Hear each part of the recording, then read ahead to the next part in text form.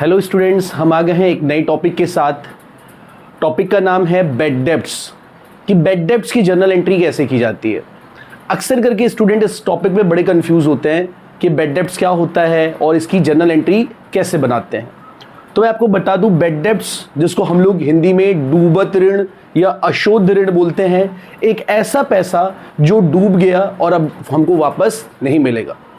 तो वो पैसा डूब कैसे जाता है?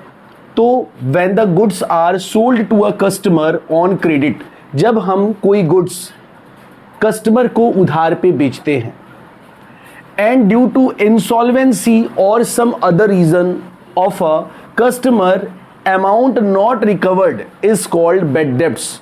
या तो कस्टमर हमारा इंसॉल्वेंट हो गया, दिवालिया हो गया, या तो कोई और रीजन के कारण कस्टमर जब हमको वो उधार वाला मेरा पैसा हमको लौटा ना पाए तो वो क्या हो जाता है?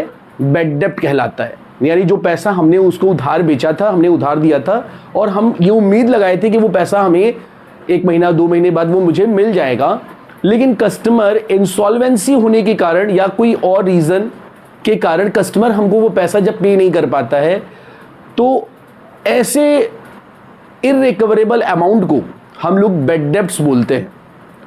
बैड डेब्ट्स एक नॉमिनल अकाउंट होता है, तो इसके ऊपर जो नॉमिनल अकाउंट का रूल होता है कि debit all expenses and losses and credit all income and gains, ये जो रूल्स आपको नॉमिनल अकाउंट में बताया गया है वो रूल्स यहां पर अप्लाई होगा।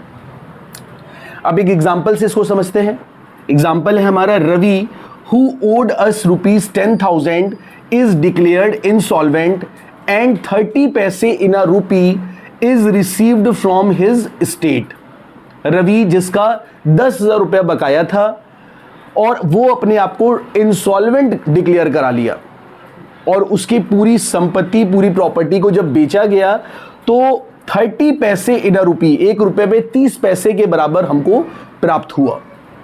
ठीक है, 1 रुपये में 30 पैसे के बराबर हमको पैसे उसने दिए, प्राप्त हुए उससे। तो क्या एंट्री होगी? तो सबसे पहले तो हमें कुछ मिल रहा है, कुछ तो मिल रहा है, मतलब सब नहीं डूबा है, थोड़ा पैसा कुछ मिल रहा है।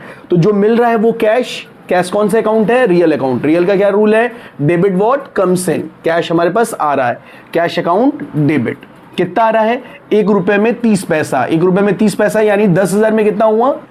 30% यानी 3,000 रुपीज। ठीक है, 1 रुपये में 30 पैसा यानी 10,000 रुपये में 30% यानी 3,000 रुपया हमको मिल रहा है। कितना नहीं मिल रहा है? 10,000 में 3,000 मिल गया तो कितना बच गया? 7,000 जो कि नहीं मिलेगा, तो बैड डेब्ट्स हो गया। बैड डेब्ट्स का रूल, ऑल लॉसेस को डेबिट करते हैं, तो बैड डेब्ट्स अकाउंट डेबिट कर दिए। और ये देने वाला कौन है? रवि। तो यहाँ पर रवि का जो पर्सनल अकाउंट का रूल है वो लग जाएगा, टू रवि, 10,000 रुपीज टोटल हो गया। नरेशन लिख देंगे, बीइंग 30 पैसे in the rupee received from Ravi on his insolvency या इंसॉल्वेंट, मतलब उसके इंसॉल्वेंट होने पे हमको 30 पैसे इन द रूपी, 1 रुपये में 30 पैसे के बराबर प्राप्त हुआ।